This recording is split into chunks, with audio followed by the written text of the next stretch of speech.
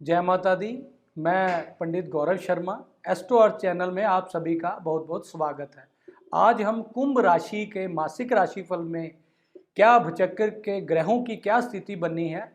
उसके बारे में ज्ञात करते हैं और जानते हैं कि किस प्रकार के लाभ की प्राप्ति हमें इस मास में होगी। और कुंभ राशि के बारे में अगर हम बात करें तो शनि देव महाराज की दूसरी राशि, बहुत ही सुंदर राशि, हर प्रकार से कार्यों में निपुण राशि, धीर गंभीर राशि। इस प्रकार से हम देखते हैं कि ग्रहों की क्या स्थिति बनी हुई है, जो कि कुंभ राशि के लगन भाव में ही शनि महाराज जी अपनी मूल त्रिकोण राशि से विद्यमान इस मास संपूर्ण रहेंगे। और दूसरे भाव में मीन राशि में राहु का गोचर संपूर्ण मास रहेगा और तीसरे भाव से मेष राशि में गुरु का संचरण संपूर्ण मास रहेगा और केतु का हमारे छठे भाव से संचरण कन्या राशि में हो रहा है। और अगर हम सूर्य बुध की योग देखें तो इस मास में 14 फरवरी तक सूर्य मकर राशि में रहेंगे, उसके बाद शनि के साथ संयोग लगन भाव से करेंगे और बुध का 20 फरवरी के बाद कुंभ राशि में संचरण होगा और मंगल शुक्र का योग हमारे 11वें भाव से बना हुआ है, जो कि शुक्र देव हमारे 12 फरवरी को अपनी परम मित्र की राशि में शनि महाराज जी की राशि में आएंगे और मंगल देव जो कि 6 फरवरी को ही अपनी उच्च राशि में गोचर करेंगे। इस प्रकार भचक्र में स्थिति के अनुसार हम देखते हैं कि हमारे कुंभ राशि के जातकों के लिए इस मास किस प्रकार की स्वास्थ्य की क्या स्थिति रहेगी, धन की क्या स्थिति रहेगी, हमारे लव रिलेशनशिप की इस मास में क्या स्थिति रहेगी, हमारे मैरिज सुखों में किस प्रकार की हमें ग्रह गोचरों के अनुसार प्राप्ति होगी, या सबसे महत्वपूर्ण हमारी राशि का भाव नवम भाव कि हमारे भाग्य भाव की क्या स्थिति रहेगी और हमारे कर्म क्षेत्र, हमारे प्रोफेशन में हमें किस प्रकार के लाभ की प्राप्ति होगी और हमारे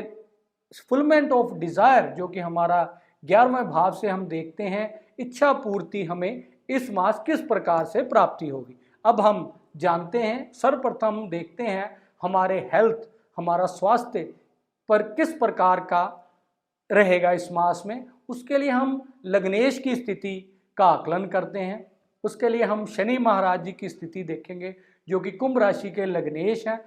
लग्नेश की स्थिति लगन में होने से यह बहुत सुंदर स्थिति 27 साल बाद, लगभग 28 साल बाद शनि महाराज जी अपनी ही राशि मूल त्रिकोण राशि में गोचर करने से निश्चित ही हमें अच्छे स्वास्थ्य की, अच्छे कार्य की, हर प्रकार से सफलता प्राप्त होगी। अगर हम धन की बात करें, जो कि धनेश हमारा बृहस्पति जो कि बनते हैं कुंभ राशि के लिए, उनका संचरण तीसरे भाव में होने से हमें निश्चित ही हमारे जो बाहुबल का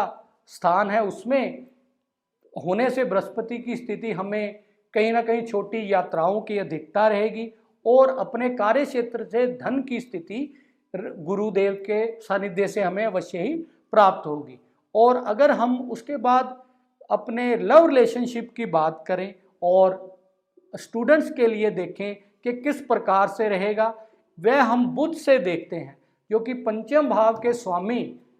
20 फरवरी तक हमारे 12th हाउस में होने से निश्चित ही हमारे लव रिलेशनशिप में या स्टूडेंट्स के लिए कुछ सावधानी के लिए इस मास में हमें दर्शाता है। इसलिए हमें बुध के लिए अवश्य ही हमारे लव रिलेशनशिप में कहीं ना कहीं सावधानी देखनी चाहिए या स्टूडेंट्स के लिए अवश्य ही हमने सावधानी देखनी चाहिए। और अगर हम सप्तम भाव के स्वामी जो कि सूर्य देव बनते हैं, हमें मैरिज सुखों के लिए देखना हो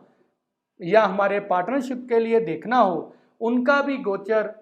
12वें भाव में जो कि मकर राशि में हुआ है और 14 फरवरी को वो कुंभ राशि में लगन में प्रवेश करेंगे। इसलिए मैरिज सुखों में भी कहीं ना कहीं कुंभ लगन या कुंभ राशि के लोगों को अवश्य ही सावधानी से बरतनी चाहिए, क्योंकि शनि महाराज जी की सप्तम दृष्टि उनके वैवाहिक सुख के घर पर पड़ने से हमें कहीं ना कहीं दुर्योग का भी सामना करना पड़ सकता है। और अगर हम भाग्य भाव के स्वामी जो कि शुक्र देव बनते हैं उसकी स्थिति देखें तो प्रथम मास से ही वो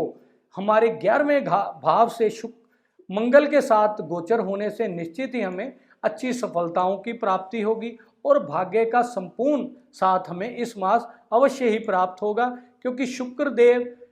उसके बाद जैसे ही 12 फरवरी का 12वें भाव में आएंगे तो हमें अकस्मात धन की प्राप्ति और बैरी सुखों में अवश्य ही प्राप्ति होगी, क्योंकि शुक्र को हम बेड प्लेजर का भी कारक मानते हैं, जो कि हमारे नव ग्रहों में शुक्र ही एकमात्र ऐसा ग्रह है जो 12वें भाव में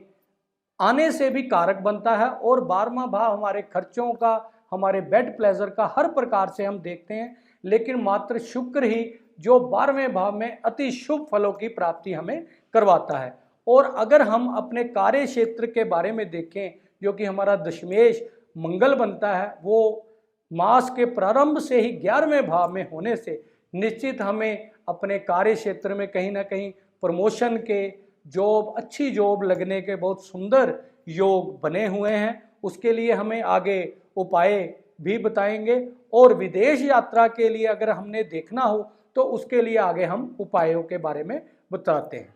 अब हम योगा योग के अनुसार अगर हम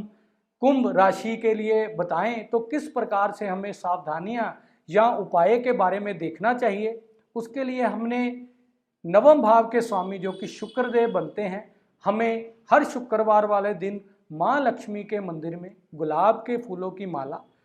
और मिश्री का प्रसाद